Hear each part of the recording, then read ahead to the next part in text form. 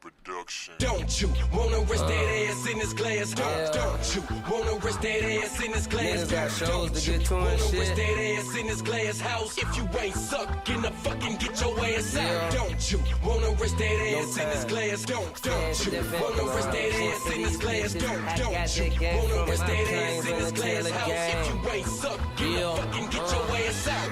Dash digital situation critical. Hate to make it so blatant, baby, but I ain't playing, baby. You got me confused with one of them other dudes. I ain't none of them under their breath mumbling. Scared to tell them hoes what it is. This is let it soak in, folks. This is good quality A1 music. I really just hope it. Big Crit know I'm a fan, so I just hope, he's not gonna sue me for playing his song longer than I usually play songs. But I'm gonna cut it down now because I'm pussy and I'm scared of copyright and shit like that. But that was I feel like I played that like 4 times on here, but that was just such a legendary song. It was just such legendary. It makes you feel the feels. You feel the thingies. Right? Don't you want to risk that ass in this glass house? Just real to the point. It makes good sense. If you're not sucking or fucking, then maybe leave just because we're not on the same page. If you don't want to suck and fuck, that's perfectly fine. That's on you. That's your mouth and your lower extremities to do with what you please. But Currency and Big Crit were just letting you know that if you're not ready to risk this ass in this glass house, then maybe it's not the place for you. And that's fine. Everybody's got different views, different things they plan to do. And that's that. So clearly, it's you and me, guys. We're back again with another segment of me just talking about nonsense because we're going to wait to get into the topics with DC because it's no fun if I just talk to you all. You guys have to engage, and you don't that often, and I don't appreciate it because we could be really in here bonding with one another, but you guys just sit and you just let me fucking spew nonsense at you. Moni's here. It's a good breakdown. It's like you just have to understand, life's about understanding. You have to find the deeper meaning in things, Moni, and if you can't, really find a deep breakdown in somebody risking that ass in this glass house, then really what can you break down? Don't get up here and post quotes from Nietzsche if we can't discuss Currency, Wiz Khalifa, and Big Crit telling us about life and how proper etiquette gets down in a glass house Chevy, guys. That's it. It's important. Those are important things to know because you never know when you'll find yourself in a glass house, and you got to ask yourself, are you ready to risk that ass? Because sometimes you are ready to risk that ass. That's all. Yeah, lower extremities, or a WAP. You might have a very moist lower extremity. You WAP. I'm letting you guys know if you guys aren't listening. Every now and again, you need to get in and get yourself some Never Not Extra. They're popping on this here network, and Tuesdays and Thursdays, and Moni is in here just letting you guys know, lower extremities, man, fucking Katara, Southern Water Tribe, fucking killing it down there, just and Moni said they got that over there at Never Not Extra, so shameless plug for good radio and moist vaginas. I didn't have any clever way to put that, but it is what it is. So, good stuff. Whenever you hear this or see this, how are you doing? I care. I'm here. I'm glad we're here to talk. I'm glad I'm here to have a conversation with you and so on and so forth. So, glad you're here. Glad you're listening. What you doing? What you up to? If you hear this later, feel free. Our phones are always in our hands. You can say, hey, on Saturday at 3:37 p.m. I was feeling good. There you go, Moni. Sorry, guys. Had to detour there, but we'll listen to you. Moni says, "See, definitely got moist lower extremities." That's right, ladies. Get out there and fucking let them know you've got moist lower extremities. You know, it's fucking, you know, pack your goddamn scuba suit, folks, because fucking said you're drowning this bitch. You know, go full aqua. Yo, I'm getting. I don't know if anybody else is getting a lot of these like spam risk calls. This might be. I know, you know, Google and Apple and fucking whoever else is completely like using our information to learn our fucking deepest, darkest secrets and memorize all of our search histories. But one thing they did good is let me know when I'm getting a political call or a motherfucking spam risk, because I don't want to talk to you. And I'm not. There's just so much like just blocking and block a number and shit. It's great. It's really good. I'm happy about that update. All the other stuff, I wish you guys would maybe stay out of my private business. But you guys gave us that. And I think that's very Apple-ish. Apple will give you like one thing you really don't need, but it's like, oh, this is cool, and then you bypass the fact that the niggas really aren't doing anything new. You gonna pay $1,000 for a phone that you really don't need. It does nothing different. I don't know. Sorry, I'm trying to like.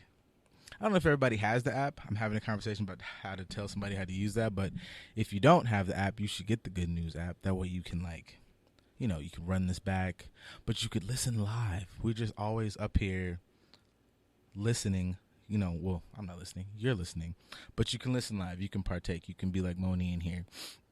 Let everybody know that you got that fire undercarriage, you know? I don't know. I know there's a couple things that have happened this week, or there have been updates on situations. It's dangerous out here. It's dangerous. It's dangerous everywhere. It's dangerous for sure. And at the top of my list is Toronto. I don't want to go there. It's like Toronto's scary. Toronto's not scarier than maybe even like Detroit, because you niggas out there are moving very different. It's a lot. Things have come to a head. This you know, just the rise and fall of a small man, Tory Lanez. This is it's a lot. It's a lot going on with this man. And I thought I was going to wait to pull the trigger on this conversation, but we'll just double back, because this is clearly what's popping in the streets. And I don't know, man, like all over social media, Meg has broken her silence. She is not pleased. You motherfuckers have played on her name. Honestly, we played, but I don't think we played on her name. We play with everybody in very dickhead ways, but for like a 5 to 10 second serious moment, I don't know how to like. I've seen it online. I've seen a lot of people have been trying to get both sides. I don't know how to shoot Tory no bail on this, my nigga. Like, you know, for what was the? I think like before this, I think like the reigning horrible, I don't know, like celebrity violence thing was definitely Chris. Not to just keep harping on Chris's past, because Chris is a changed man and you can grow from this and so on and so forth. This is not a Chris bound. Oh shit, kick that motherfucker in. Shit, I was. Once again, I'm just always prepared to be like, man, this is it. This is the time, like, you know, like nigga go just kick the dough in and that's it. Good shirt. Thank you. I'm really glad I didn't wear mine, because we'd have been in here just looking like fucking Doublemint twins. No, I mean, I don't know if that I can hear you. I don't know. It sounded a little low today, and I don't know what. I hope ain't nothing fucked up. somebody been in here fidgeting with shit. And touching shit. Quit touching shit. Don't touch the AC. Don't touch nothing. Don't goddamn. quit touching shit. Actually, what perfect timing, because I literally just stepped into the bullshit Great. of the day. I normally seem to have pretty decent timing. All right, it's like y'all get a little bit of that, just me talking to you off about this lovely let shit. him warm you up. Let him spit on it. I dig it. I'm glad that I could do that for you guys. You know what I'm saying? Like, you know, fuck it, man. Y'all check it out. Get that OnlyFans. We're on JustADopeAssPodcast on OnlyFans. Dicks out, man. You think we're fucking around? We're gonna hit you guys everywhere. All the entertainment. Dicks out. In some shape, form, or fashion. Swinging. You see me swinging. Lovely.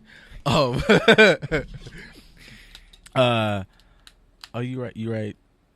Okay, Moni said, Somebody you're wrote? right. Holy shit. But I don't even think people are as mad at Tory as they were at Chris Brown. Okay, so she's making a good point. She's making a good point because I just literally said that like Tory's thing might be. I guess I don't think we've had, at least in new age hip hop or like R&B and just the culture artists, there hasn't been this big of a holy fuck what since like probably, you know, young Christoph got busy in that Lamborghini. And with his, you know, there was a bunch of ways where you could, and even women on either side, everybody was like, well, not everybody, but there were scenarios where you could kind of like shoot him bail. He's young. They were getting physical. But the more shit that comes out with the story shit, it's like, damn, my nigga, like, I can't, like, how much has come out to the point to where we can really make a judgment on the situation? Now, granted, we know she's confirming that, yes, Tory, you shot me. Yes, it with you. You shot me in my foot. Okay, that's bad enough as it is. Yeah. But, you know, what's the, at least with Chris' situation, like, we knew what was going on. Mm-hmm. We knew both of y'all's fault. Like, we had more details. With this situation, we still don't know nothing. Well, that's my thing with this is like, and I'm not saying that to shoot Tory some bail. I'm just saying let's get all the details before we completely jump up out the window with everything. I'm for getting all the details. My thing with that is like I've been trying to sit here and not to shit on Meg or anything like that, but like I've been sitting here just kind of wondering like, I don't know what scenario is like I pull a gun on a motherfucker like and shoot them in the foot. Yeah, I'm just like, God damn, nigga. Like even if you're just trying to be like, all right, man, we all was sitting there, we was all like just salivating over Chicks Tape, like everybody was loving Tory, and I'm like, all right, man. Even from a space of I give a shit about, I'm like, I don't know one scenario, my nigga, where it's like, yo, I can see why he pulled that gun on her. And to shoot a motherfucking, I don't even know. In the foot. In the ankle, too. Because it looked like he shot in the ankle.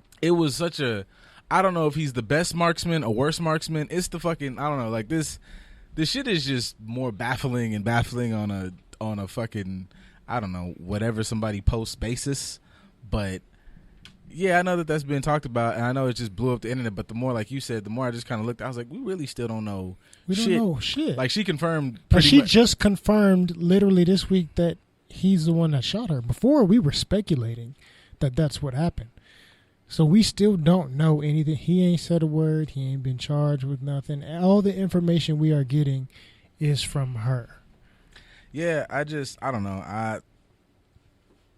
I don't know if I really want this information. I just want. In the grand scheme of life, I hope everybody itself, gets justice. Like, look, because this shit now is just. In the grand scheme of life, I'll be honest with y'all. Like, we cover this shit because we have to for the pod. I can give a rat's ass about Meg or Tory. That's just me. Once I found out like nobody was like super like dead, I'm like, okay, cool. Like I really more so when the more like, you know, it comes out. This is like 50. Like I have like, you know, you have 50-50 thoughts because it's like definitely. When I see them like on online and shit, you know, and everybody talks about the Meg thing, I'm like, yeah, personally, if I was a Meg, I'd be Meg, like fuck all these niggas online. Like that bothered me more than anything because she was going off so hard about people online talking shit, and I'm not giving people online talking shit bail, but I'd be like, damn, you can't. You know, not to say like, you know, you got to be super strong, but it's like you are the hottest thing on planet Earth, and you got to start letting motherfuckers, as a motherfucker, I go to a regular job, you got to let motherfuckers go like, fuck them. Because I just feel like it looked like that shit was like really fucking with her. Right. People, I'm like, which is making this situation worse in my opinion. Like, getting shot is traumatic enough within itself. You've gone through some personal issues within the last couple of years within your career. Like, now's not the time to be all on social media having, you know, Instagram live therapy. Like that's not what you should be focusing on, in my opinion. That's not to take away from her feeling the need to express however she needs to express, or venting when she feels she needs to vent. I get all that, but direct your energy to yourself would be my expertise or my expert opinion. Like, damn, all the like we don't need all the information. Yeah, and for people that are supporters of you, people that are supporters of you, they need you to take care of you right now. if they stand for you, since that seems to be the terminology this year, we stand for people. If you stand for Meg, let Meg handle Meg. I can't solve shit. Mm-hmm. I can't press Ned charge. I can't do nothing but scroll, double tap, or comment to myself like I'm watching a scary movie at the Magic Johnson Theater. Like, this motherfucker here. That's all I can do. None of that is going to help her at all. Focus on yourself. Get the treatment you need physically, mentally, and emotionally. Focus on your career. Focus on your circle. Focus on all the things that you need to do for yourself and your career. Get your ass off Instagram. Instagram and social media has been a thing, it seems like, all week. Because that thing you sent me was, I still didn't watch all of it, but like, I know that, you know, there's a lot of talk about, never in my life was I ever prepared. If somebody would have asked me like last year or something, if you were to take two names out of a pot, did you ever think that you would put C Murder and Kim Kardashian in the same fucking hell? With fuck a no. sprinkle of Monica. Holy shit. And beyond that, I'm like, come on, P. I understand that he like is bummed and like is hurt, but I don't know, man. I don't know, like, I feel like maybe maybe this is just the mindset of somebody, I'm not in the light like that, but I'm like, shit, this is enough for me. Like, right. This and making them goofy ass videos, some shit, but I don't know.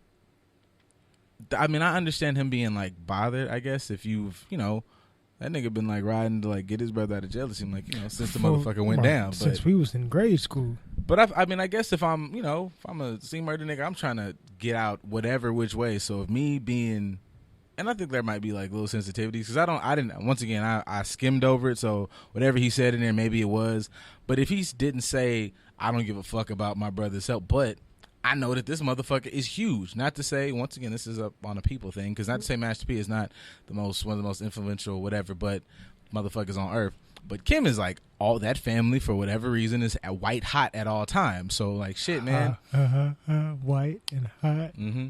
I like what you did. You gotta, you know, if I'm gonna try to get the fuck out, I've been in here a long. I'm trying to get the fuck on. So if I can attach my name to this weirdo bitch and she give me the fuck out, cool. I don't know if he flat out said nobody's done nothing for me. If he just, from based on what I heard from P's words, he was saying in his books how nobody's had his back or family hasn't had his back, and I think that's what peeved P a little bit more, because it's like, Negro, we've been riding with you from the tippy, and now, you know, you talking about in your book that ain't nobody supporting you. Like, I don't want to come to jail all the time and get felt on and get searched, and he was really harping on the getting felt on part, but I understand him. Like, yeah. Jail is not just something that the inmate suffers through. The whole family suffers through that. So do I want to come here on a regular basis with me, my mama, my grandma, my kid? Like, I don't want to come to this situation all the time. We've been putting money on your books for years. We've been looking out for you, but also simply from a brother standpoint, which I understand, you in there because you not accepting accountability for your part in all of this. You taking the blame for something somebody else did, and they letting you rot in here, and I'm supposed to keep paying you money, and you talking about that I ain't did shit for you. I'd be upset. What you mean? Okay, so like P said, ATM's closed. We gonna shut all this shit down. Ain't a Ned book about to be paid for, commissary, no honey buns, no none of that. I know it sounds, you know, real lofty to have your little, like, you know, Don Miguel Ruiz mama, like, take nothing personal. But when I hear this, like, as a super outside, you know, they don't call me as often as they used to, but, you know, but it's like, you know, I know it's a kick in the balls on both ends, but it's like, come on, bro. Like, if you outside looking in, you could definitely see, like, oh, you're hurt by this. You're hurt by this. If you could maybe take that away, you understand his point. He's sitting up there. You know, if I'm P, you got to think like, oh, man, this nigga been locked down for how many years has he been inside? Damn near a lifetime. Well, for a teenager, damn near a lifetime. Yeah, he's been in there forever, and I'm like, yeah, man, you got to think, for him, his world is, I can see you, I can touch you. It's niggas in here getting stabbed, raped, this, that, and this is the worst place ever. Right. So I get you're putting money on my books, but I could have $50 million in there, and like, I'm gonna be able to buy no new shit. Can't do nothing. So can't buy my way out. My currency is touch, feel. I need to see you, even if it's only once a month. Because nigga, I'm in this brick house all fucking day, and you know, if I'm P, you know, I think, you know, his murder has to look at him and be like, you know, man, he runs a bajillion businesses. There's no way that nigga might be in Japan for 6 months doing some shit. Right. There's just no way he can get to me like that. And he's doing what he can. Not to say you are not allotted to have to want what you want, but understand, nigga, like there's wanting what you want. And then there's just logic, and this is happening, and being able to understand, like, oh, he did this for me in this way. All right, I need to kind of maybe step out my feels. Once again, like, your feelings are valid, but them shits might be full of shit one day. Right. He can only help you because he has his hand in all these different business ventures. That does not mean that you are a primary focus. Because if I stop focusing on my business ventures, then my help for you has to slow down regardless. So the money's going to keep going. Which one do you want? I got to support you in some capacity because you my brother, you my family, but I do not have to make you the focal point of my support. I'm trying to build my businesses. I'm trying to keep, I got grown-ass kids that's about to go to college. I got a grown-ass kid that's starting his own business. I got other people that I need to support. I'm doing things in the community, especially right now when we need people to stand up for black businesses and to do things to help out in our communities. I'm doing all these things to help out a number of people. At what point do you say, you know what, I understand? You should, because even that is a matter of perspective. Like, to say that you aren't the focal point, you're not the one on the screen. Like, I guess that starts to determine, like, what do you consider a focal point? Because, nigga, if I'm doing all these businesses, you know for a fact that there's always probably, I'm assuming, an allotted budgeted income that this part of whatever we do goes towards him, goes towards his case, then, nigga, you're a focal point. You've been, and you're the longest standing focal point. So once again, like, you know, nigga, like, just, even if you can only do it for 5 minutes and then go back to a raging fucking Hulk smash for 5 minutes, take your shoes off, just try this motherfuckers. You ain't even gotta lace them up. Just put them on a little bit and just see what the fuck happens. That's all you gotta do. That's all. Because we had, for a minute, we had a bunch of everybody in the industry. You see, like, your brother had everybody riding for you. So you can't really say that ain't nobody had your support, ain't nobody had your back. Like, come on, bro. Especially when you doing somebody else's time. Like, you doing somebody. I never understood that. I don't. Okay, I get it in our communities, you know, no snitching, snitches get stitches and all that other stuff. But to sit in jail for a lifetime for somebody else's time, I've never understood it, especially in his situation where you had enough money to not even be in that situation, hanging out with them people in that place in the first place. Well, shit, that could be a fucking, even like, that could sprinkle on some Tory shit, because it's like,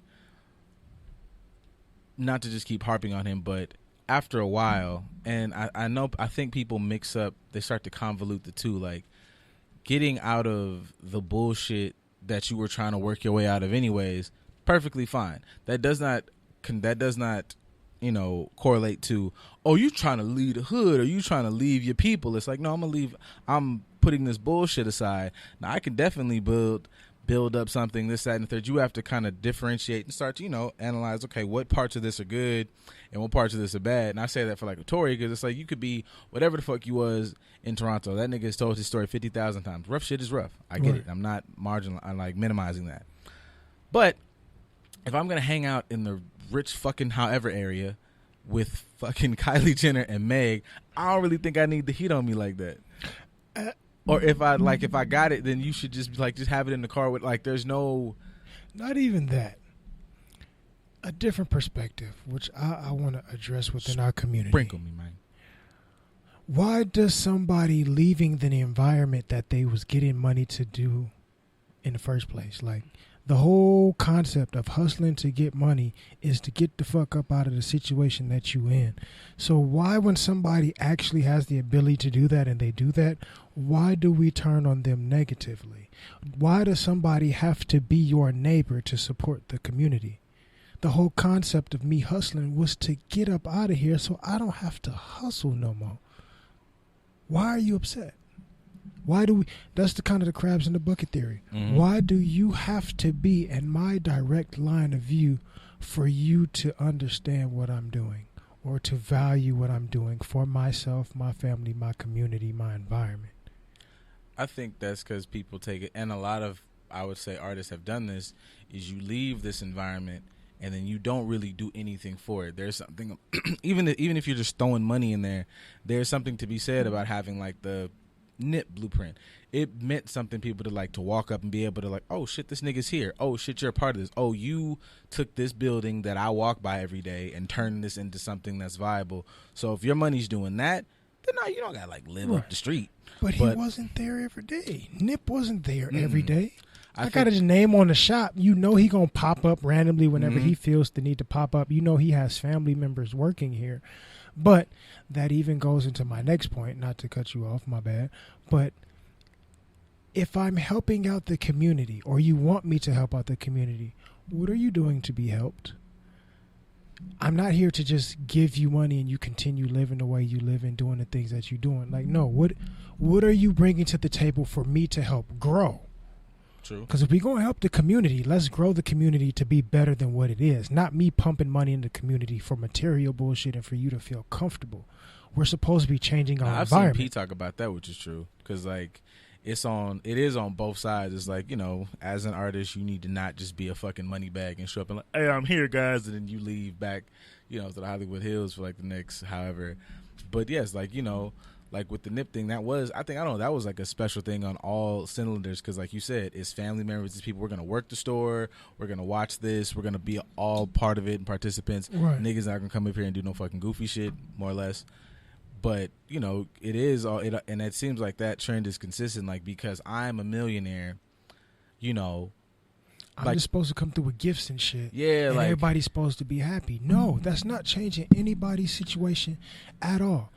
The stereotypical come through on Thanksgiving with turkeys or come through with presents on, you know, Christmas. But Christ Mass. Mass Jesus. All day long, all December. But to come through on these holidays and donate things for these holidays, backpacks for back to school, like people have stereotypically come back to their communities and done that for generations, both dope boy and established. Yeah, exactly. Just a bunch of Nino from everybody, from the dope boys of the area to the established players that have become. No diss to giving out turkeys, but there's more that could be done. There's more that can be. Okay, I fed you, and y'all can eat these leftovers for a couple of days, but what more am I doing for the community? So, do I need to come back and do this little trivial bullshit for y'all? Pass out $100 bills or $20 bills to the kid? That's great. Just to show you that you could do it too. That's wonderful. But what resources? Are you going to LeBron it? Are you going to Kevin Durant it, where you're creating resources for the kids to come and actually do something and thrive and get a better education? Or am I just passing out backpacks and turkeys? Now, math, you know, like when shit like that, like math wasn't my best subject at all.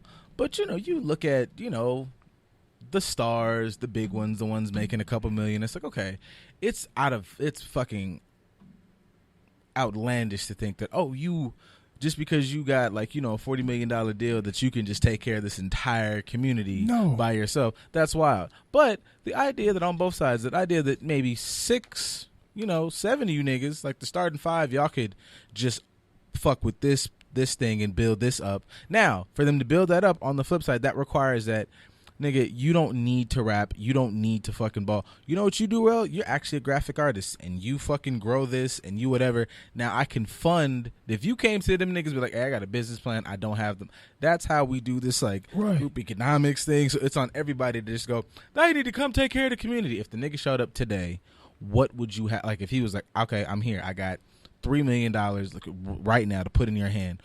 What are you going to do with that? If you was like, I'm thinking about, give me my money back. Right. Because it could fail, but I'd like you to say, I know I want to start a fucking metal water bottle thing made out of such and such a materials. Oh, here you go, boom.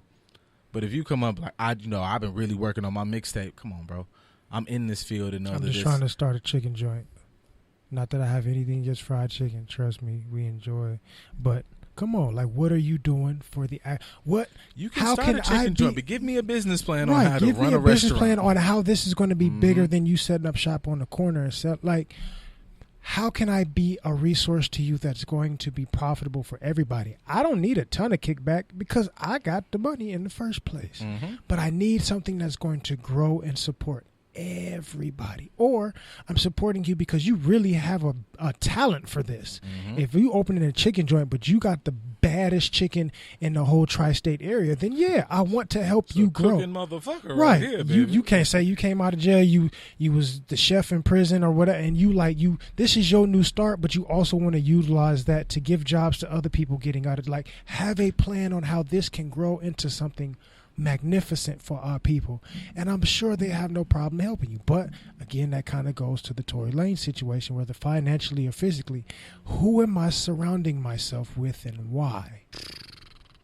Because if you surround yourself with the wrong people, you can end up a C Murder or a Meg, neither of which are profitable situations for you. Ain't gonna lie, if I gotta choose up, shoot me in my motherfucking heel, both of them. And I can go back to doing what I'm doing. Or you can take the Master P route and say, you know what? I'm leaving everybody behind that ain't trying to get shit done. If you ain't trying to put in no work, I'm out. I'll help you if you're trying to grind, but if you're not trying to grind, I'll see you on the flip side. Yeah.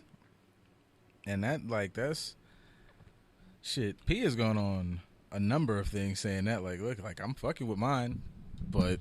And also, yeah, you know, people got to really fuck, because even I still say one of the most brilliant moves, and super simple, is like, we the most noodle eating motherfuckers you can have. Right. I'm gonna make some motherfucking noodles for black folks with black flavors, so to speak, not just Oriental, because we talking about labels being terrible and Uncle Ben's and shit. Why are we still calling noodles Oriental flavor?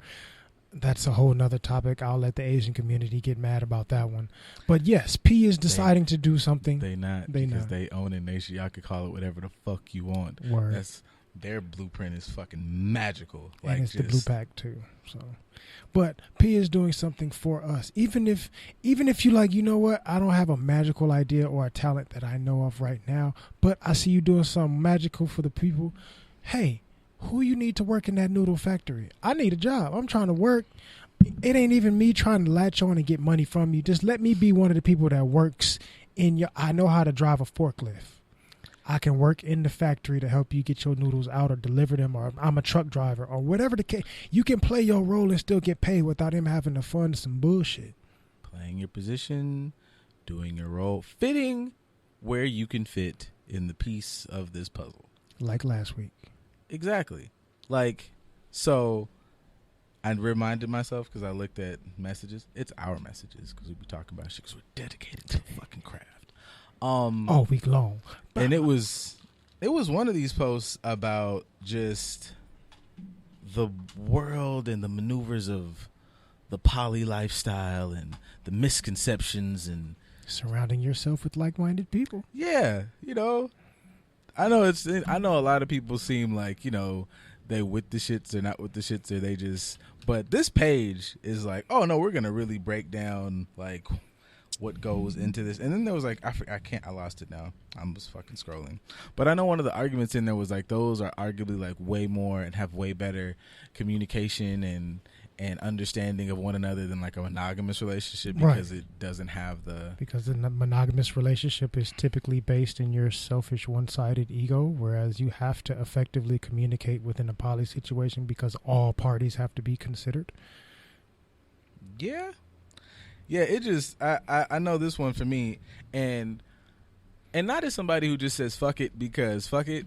I just know right now, I could be completely honest with when I saw like because it was, you know, they get busy. It's like, you know, everybody thinks poly, it's like you just want to fuck two women. I'm like, no, for me, not at all. Like for me personally, I think that's, you know, that sounds fine. But the one it was like, you know, when we talk about even like black shit and like poly things, was like, you know, there was a lot of women. I don't know if it's women dominant, like, but the woman is the one, and then she's got multiple dudes and niggas. Oh, you talking about in historically, yeah. Since we try to make it seem like this has nothing to do with our cultural past, which it does, but historically, up until I believe 1968, when it was outlawed in Nigeria, women were the dominant factors of going from household to house. Well, they had multiple husbands. Mm-hmm. When it was outlawed in 1968, then they started going. They referred to it as bouncing from household to household. And whoever was the husband at the time, that's the one that would be the patriarch for the family. But that's only like they had to switch up the maneuvers in Nigeria because they outlawed it. Prior to that, it was a really big thing within women. Like women were having multiple husbands. So it has nothing to do with, like, I think here it's more looked at as more of an ego thing. Like, oh, you just want multiple bitches. Like, I can be single and have multiple women, technically, because I'm weighing my options and I have the right to do so, just like you have the right to do so. Technically, if you want to get super technical about it, everybody that's single and dating, you're in a poly situation, whether you know it or not. But we can get into that later. You're in an open relationship. Technically, you're allowing somebody to weigh their options, or trying to not allow them to weigh their options, which is also stupid because they're single. But that's still your ego getting in the way of what's actual factual. Yeah. But African women were definitely running all up in this thing, having multiple husbands, and dudes was okay with it.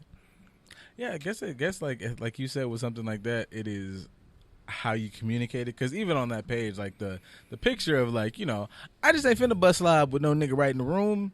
But if everybody's like, you know, there was this diagram that it showed, and it was like, these people are like casual fuckers. These people are like serious things. And I'm like, when you look at it like that, I'm like, that is kind of like every goddamn body.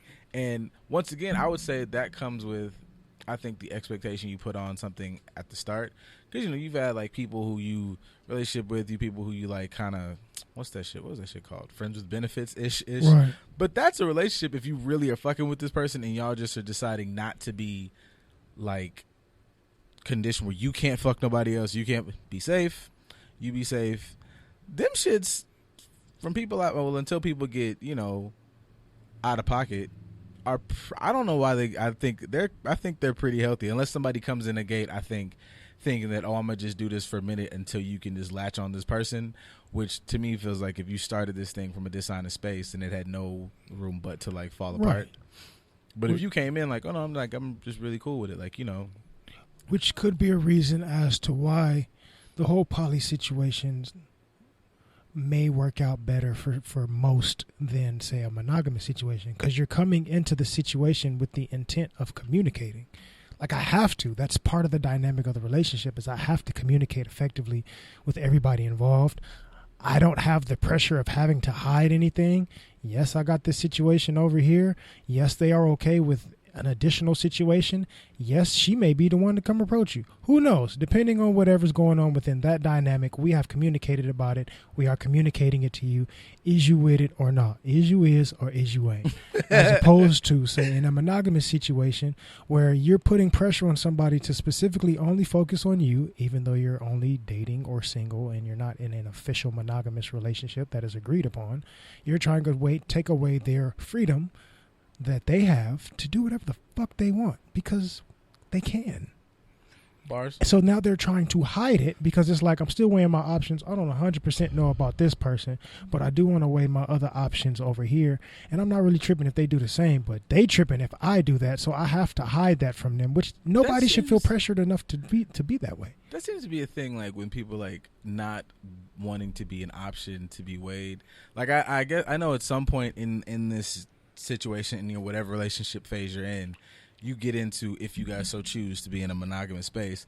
But it does seem like, and I'm going fully off memes and comments, which is like maybe the worst pool to look at things, or the best, depending who you talk to. Depends on who you talk to and who you're looking at. But it is a lot of the vibe of, oh shit, we started talking, I ain't competing, ain't weighing shit, I'm in. And it's like, nah, nigga, no, like you still are. Yeah, it was like, it's a big interview pool, right. Men, women, otherwise. It just is a big interview pool, and you are in competition with other people. Like, until you get the franchise tag or the big contract, you are an option. And even if you get the big contract, that contract is going to come to an end at some point where you have to renegotiate. So, newsflash, people. Hey, you guys out there, listeners, watchers. Hey, guess what? Regardless of the relationship that you have with that person, you are an option, period. So much. Get over yourself. You are an option. We are all options because nobody is obligated to be with you. Sorry. You feel, I don't know if there's a fire effect, and I'm too lazy to look for it. It's okay. We can add that in later. It was just yeah.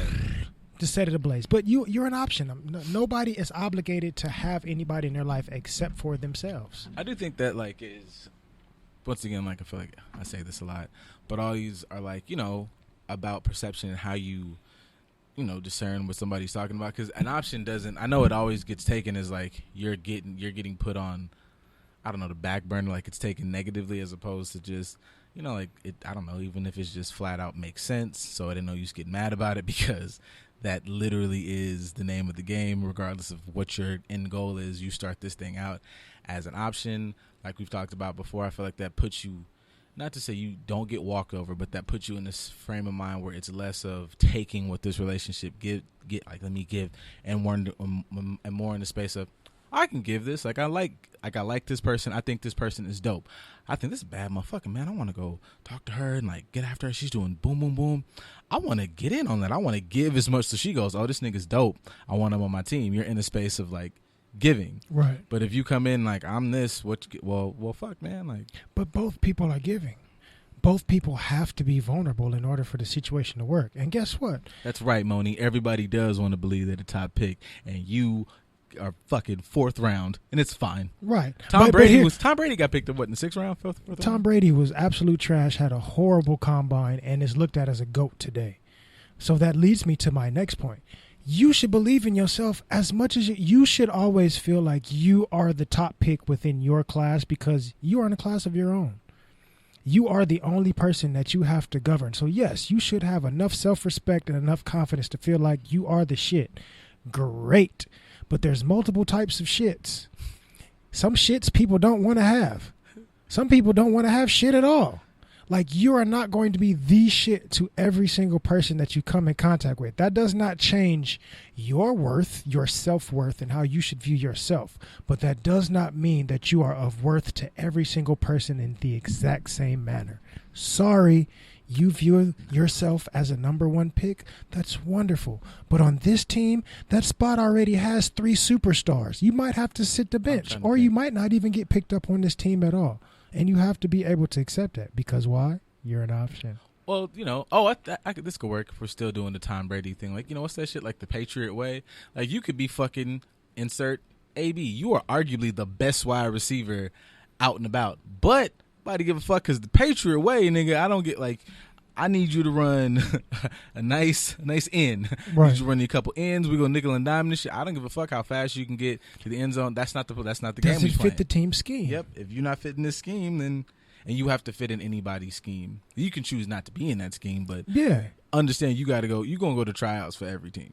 Every single team. You're gonna have to work. Oh shit! Oh shit! LeBron's coming to workouts. It's LeBron, but you gotta come to workouts. Not even that. We have to have negotiations. We have to have conversations.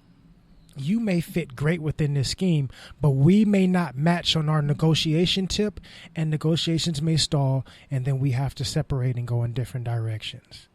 Why? Because you're asking for this. I'm not willing to give that. So although I would love for you to be here, you're not the best person for this spot. So because you feel like you are a LeBron status person and you're willing to hold this down, that's great. And we were willing to give you this, but not as much as you wanted. Guess what? That same amount of money that we were willing to give, we can probably go get 2 people, which ties back into the poly situation. Yeah. Yeah. It's, It depends on how you look at it.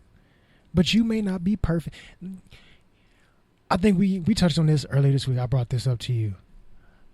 Common has had some of the baddest. Yeah. And not to disrespect Miss Tiffany Haddish, but he's with her and he's happy at the moment. Nobody really saw that coming. I'm not going to knock it because, hey, that's y'all thing.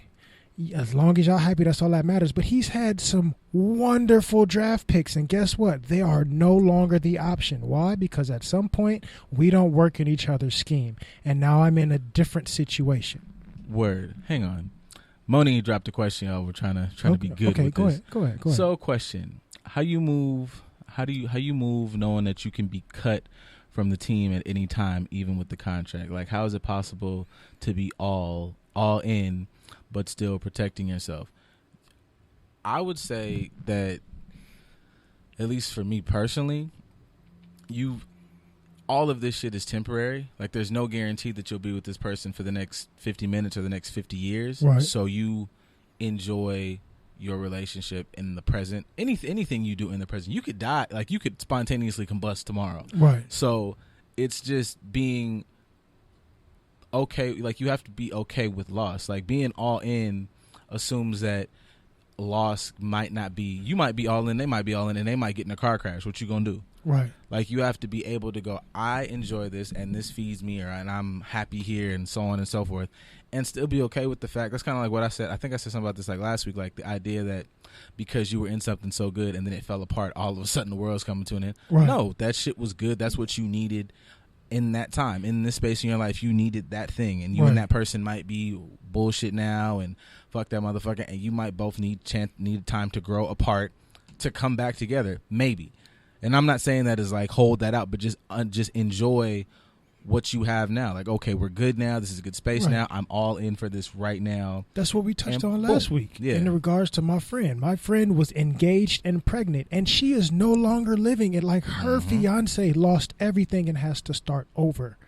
Moni, if you want to hit the gas, baby, hit the gas. Don't be saying I'm gonna leave it there. Just go on. Drop No, go ahead. Yeah, drop what you need to say. But in the aspect of being all in, being all in doesn't mean you have to give every ounce of yourself. You have to assess the situation and understand how much is needed and how much is too much and how much is too little for this moment right now. When you come across somebody, if you're going to go head first and go all in, I'm thinking about marriage right now. Are you like, whoa, I just met you, like this is our first date? That's too much for this capacity.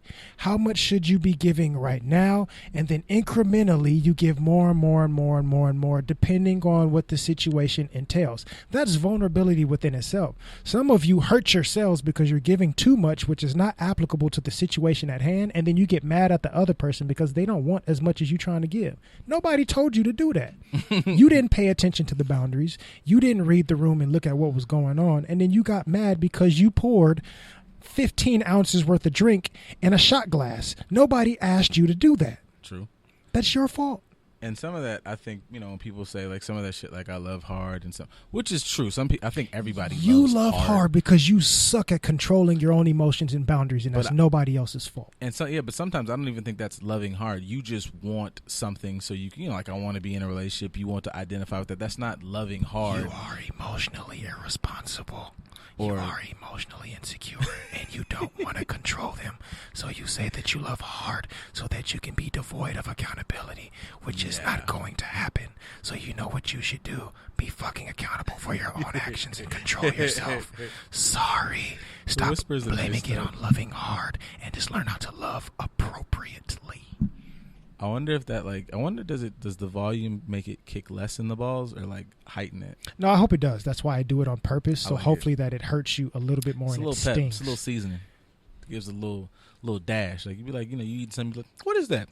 What is that? What you put that in? Is that cumin? Sprinkle me, baby. Is that cumin? It's a little bit.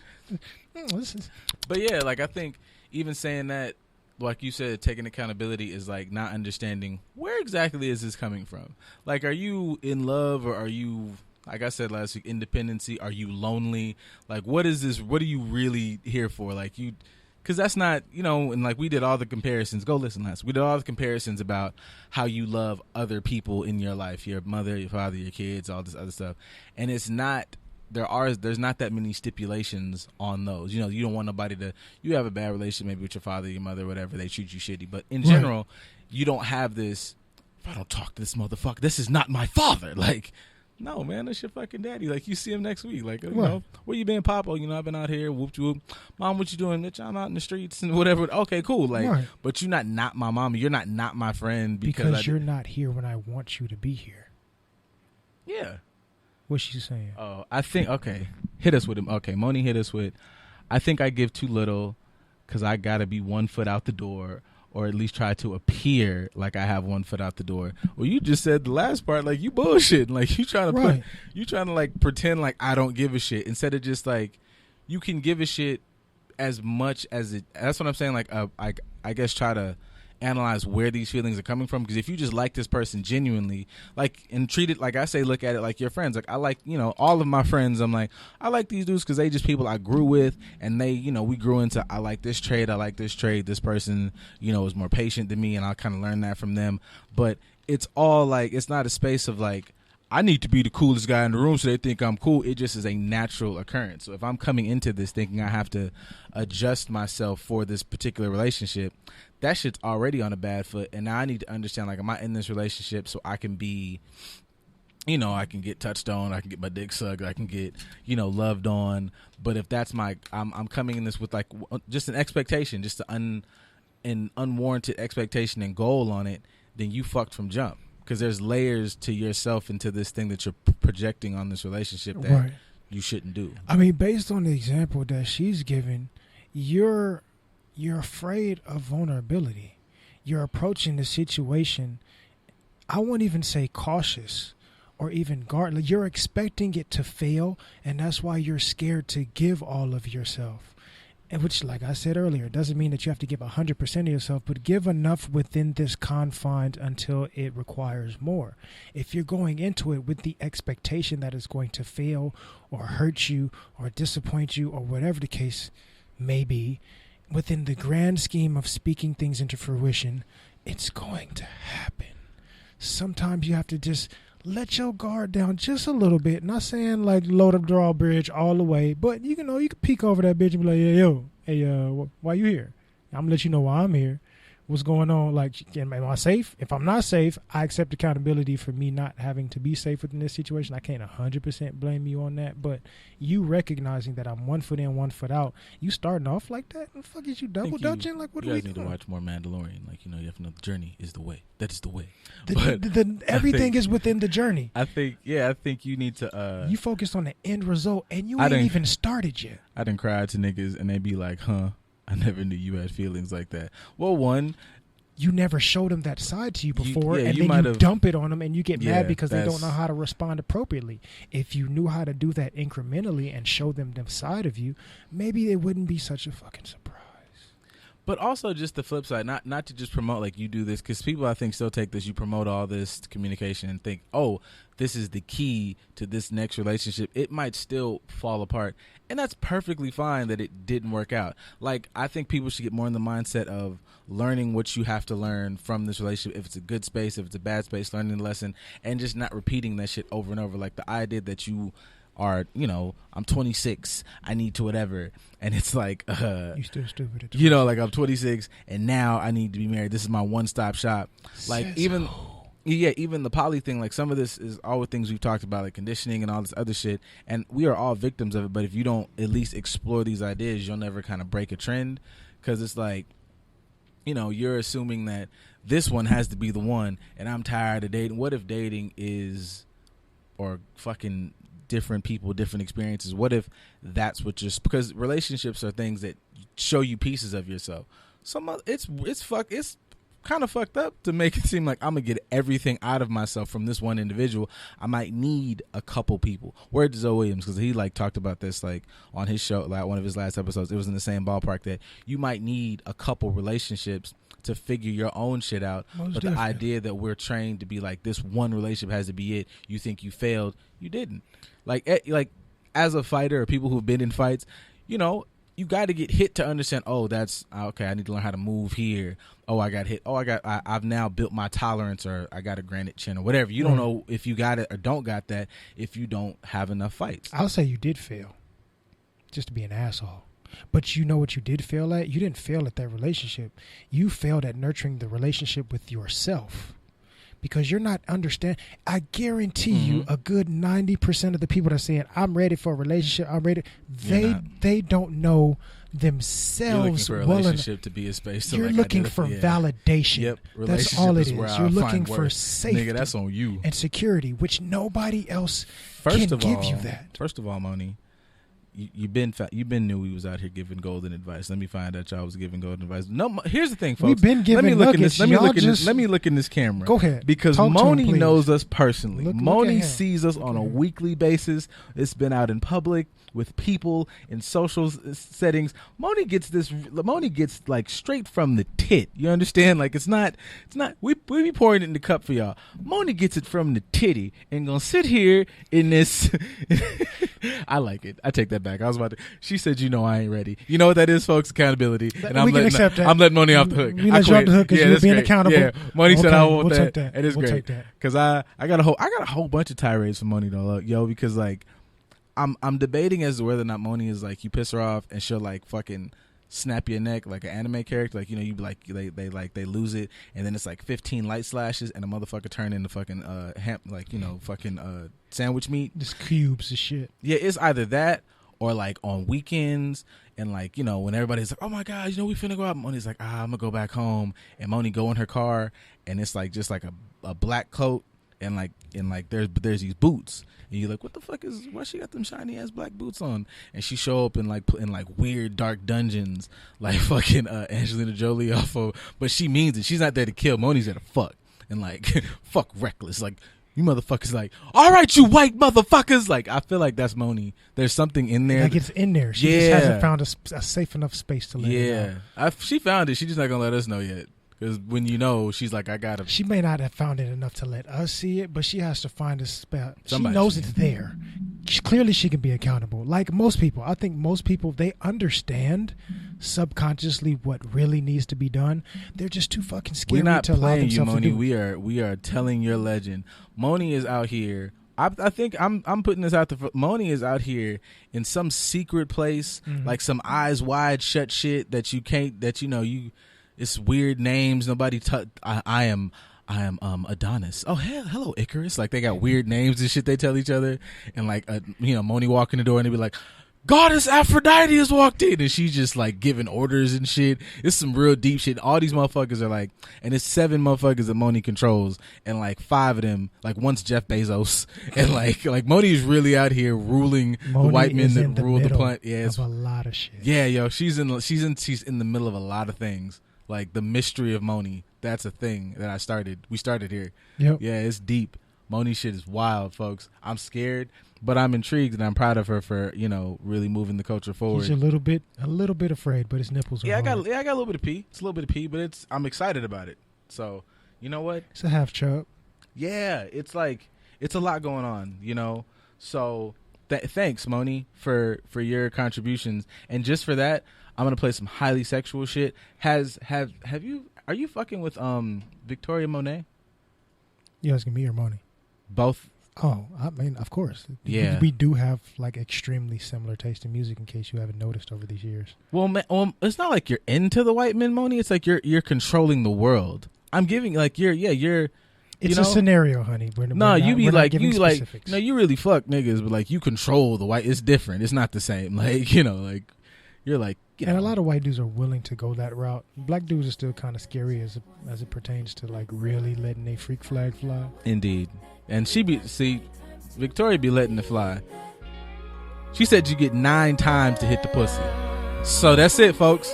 Victoria Monet just dropped her fucking album, and she said you get 9 times to hit the pussy. Listen.